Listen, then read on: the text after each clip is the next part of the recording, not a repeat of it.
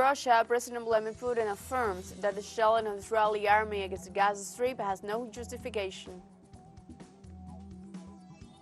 In Venezuela, informs that 20,694,124 voters have been qualified for the consultative referendum of the Cuba.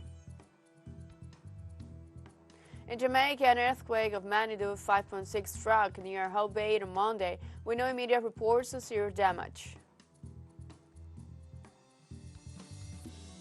Hello, welcome to From the South. I'm Anne Rosabal from the teleSUR studios in Havana, Cuba. We begin with the news.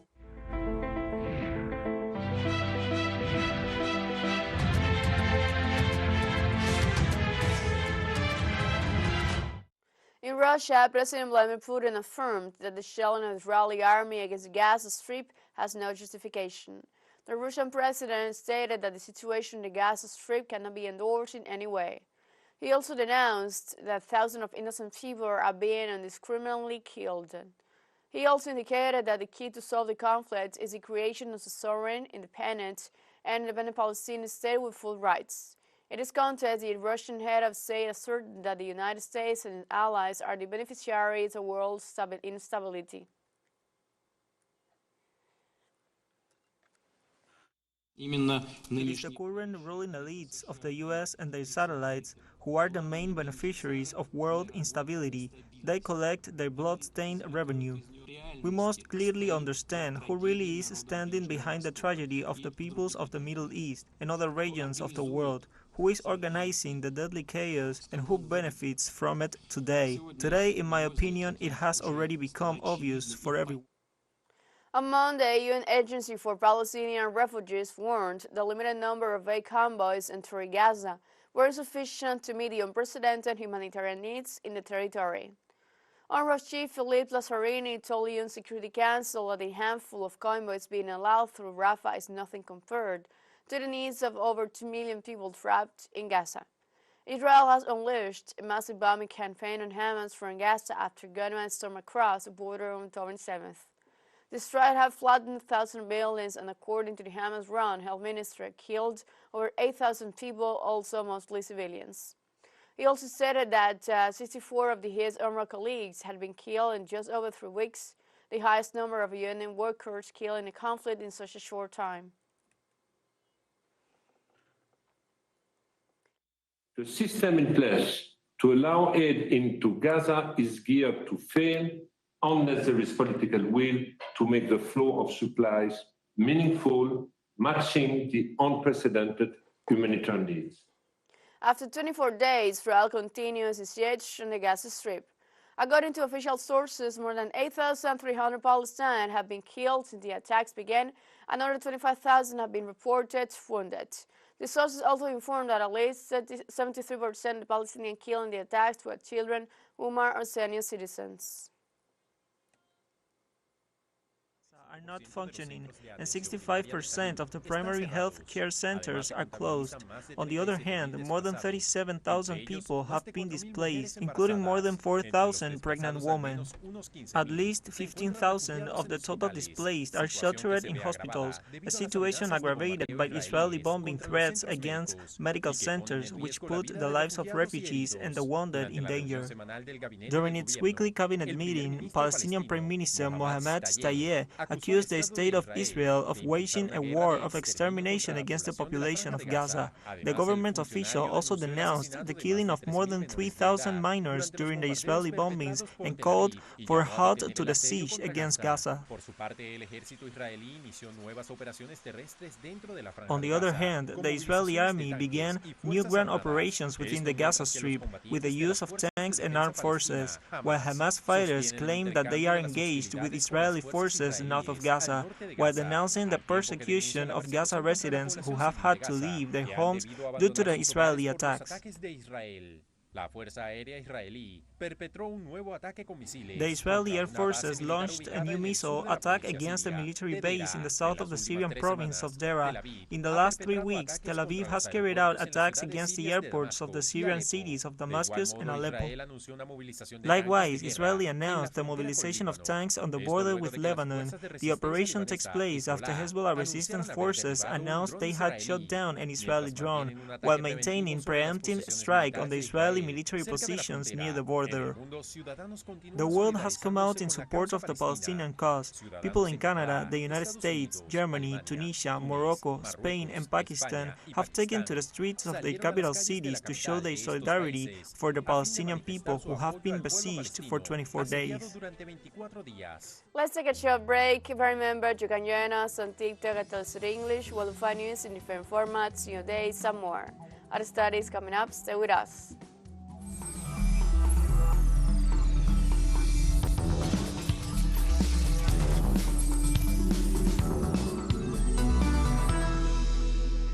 Welcome back.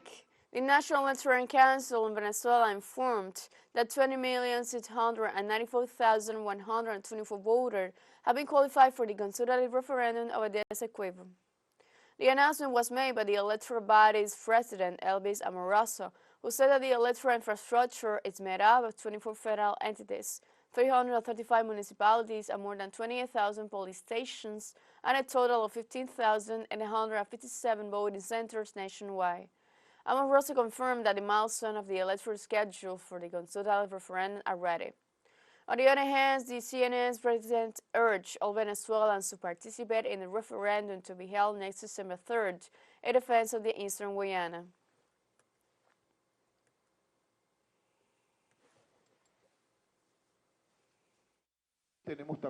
We're also going to publish in the official Gazette everything that has to do with the participation of the different sectors,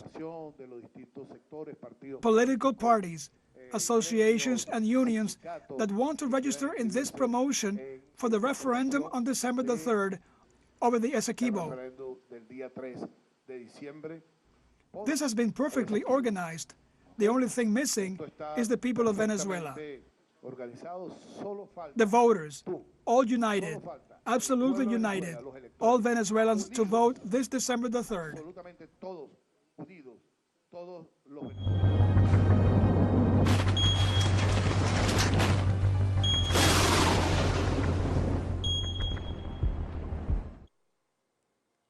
On Monday in the Caribbean, a 5.6 magnitude earthquake for Jamaica.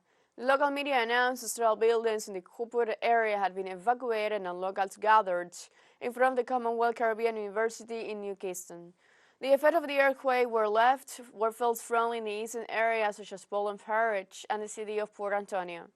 Meanwhile, the earthquake unit of the University of the West Indies confirmed the preliminary magnitude of 5.6 and said it occurred at 10:57 local time, located about 10 kilometers south of the Boss Bay in Portland. Prime Minister Andrew Holness urged the population to remain calm and ensure that Jamaica's anti-seismic protocols are active. Holness also stressed that no fatalities have been reported and noted that there have been minor power outages. Jamaica has just experienced an earthquake. The preliminary measurement of the earthquake is that it's approximately 5.6 in magnitude, centered somewhere in Buff Bay in Portland.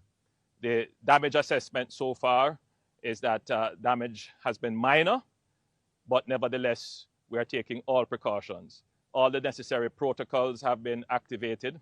Here at the office of the Prime Minister, the NWA will be doing an assessment to ensure that the building is safe for Cabinet to resume. At this point, I want to say to all Jamaicans, remain calm. It is likely that after the initial shock, there are usually aftershocks. So you want to be in a safe place. That safe place may be outside until you have conducted an assessment of the building and you have determined that it is safe to re-enter the building.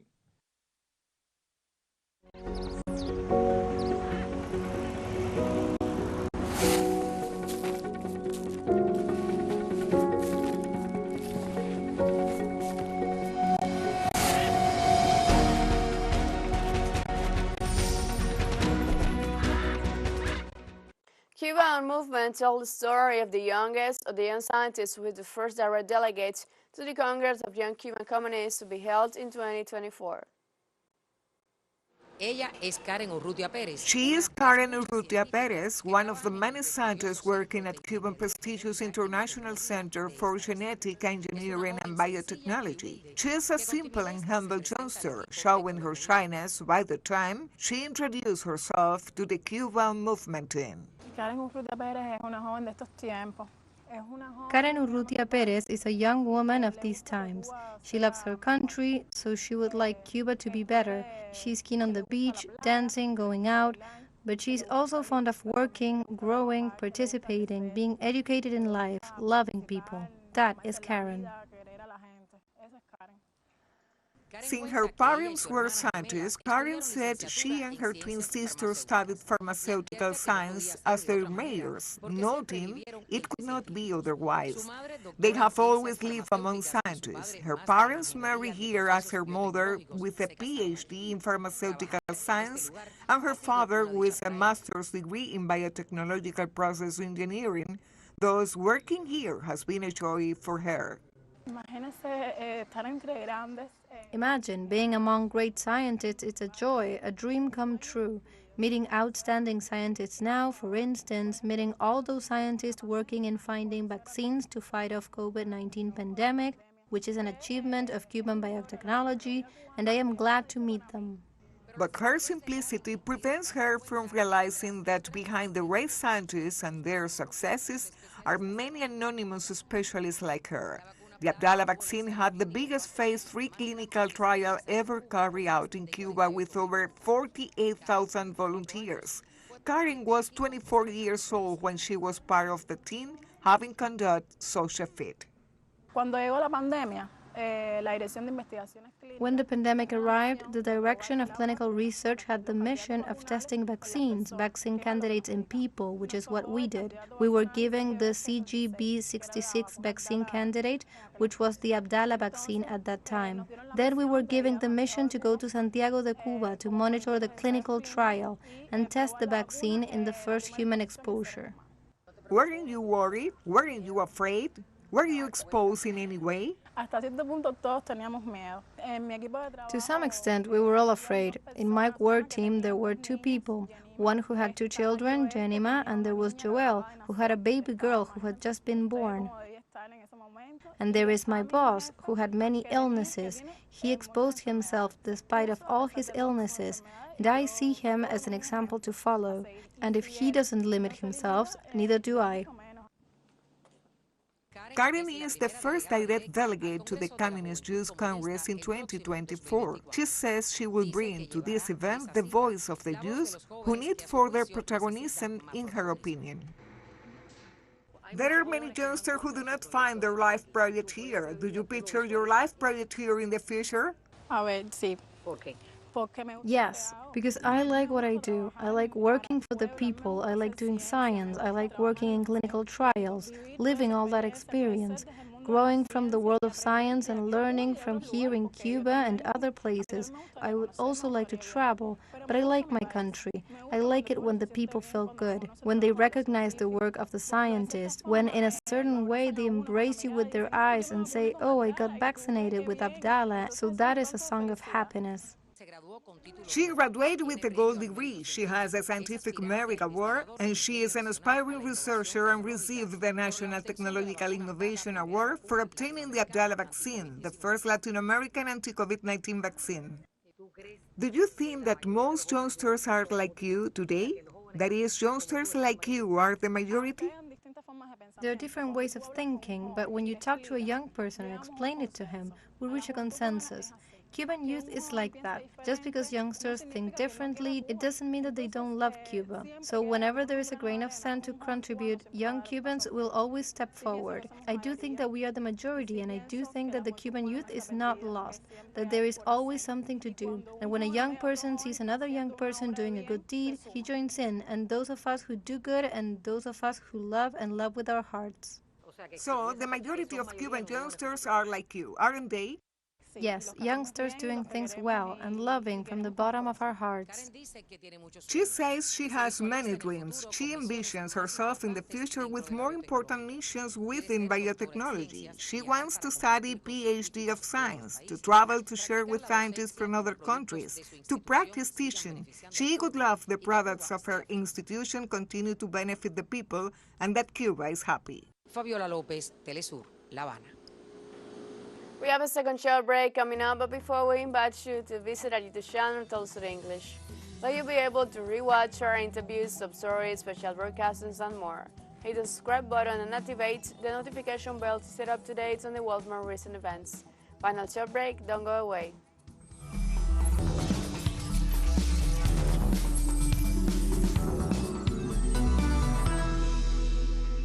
Welcome back. The International Organization for Migration, IOM, said on Monday that the number of displaced people in the Democratic Republic of Congo has reached a record high of 6.9 million.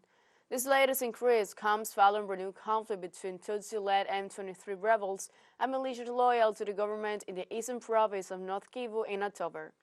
It said it was intensifying its efforts to address the complex and persistent crisis across the country, with most of those who fled their homes desperately needing help to meet their basic needs. As the security situation continues to deteriorate, movement becomes more frequent and humanitarian needs soar.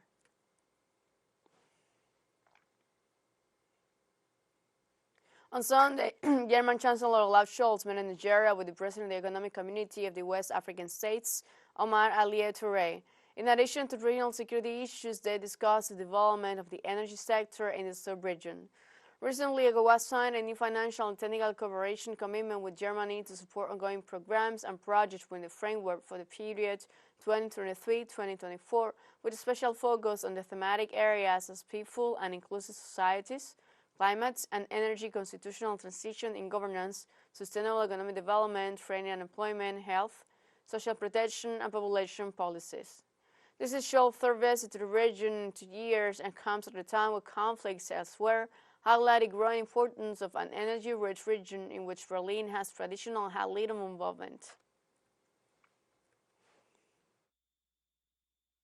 Regarding exports of Africa to Germany, we've discussed about the need to boost production in the continent, so that we'll be able to trade among ourselves firstly, but also with our partners. We help the development of electricity grid in all ECOWAS countries and try our best. This is especially the case here in Nigeria, but also in other countries. And this is our willingness to use the capacity, the technological strength of our business sector to help the development of these countries. Kenya is home to about a third of the world's black rhino population, which is critically endangered. Sanctuary faces a constant threat of poaching as well for a population which limits their ability to reproduce. At Al Habeta Conservancy, 169 black rhinoceros are looked after. In the 36,000 conservancy, the animals are protected from the biggest threat, poaching. Nowadays, the demand for rhino horn comes mainly from Asia and the Middle East, where it is fossilly believed to have medicinal properties or is used for ornamental dagger handles. At the black market, the rhino horn can fetch up to 60,000 per kilogram, but sanctuaries often face another problem: overpopulation. Rising population of black rhinos mean more territorial disputes to time any and daily confrontations. Kenya has made significant progress in reducing rhino poaching, with less than 1% of rhino poaching incidents reported in the implementation of the 6th edition of the Black Rhino Action Plan. And we have come to the end of this news brief, but before saying goodbye, we want to thank our Caribbean audience, especially the audience of Trinidad and Tobago. We are pleased to share our newscast and contribute to provide an alternative news source of the latest world events and tell you the story of the people of the South and radio hegemony media dominance. You can find these and many other stories on our website at telesurenglish.net and join us on social networks, Facebook, X, Instagram, Telegram, and TikTok. For TeleSUR English, I'm Ana Rosabal. Thank you for watching.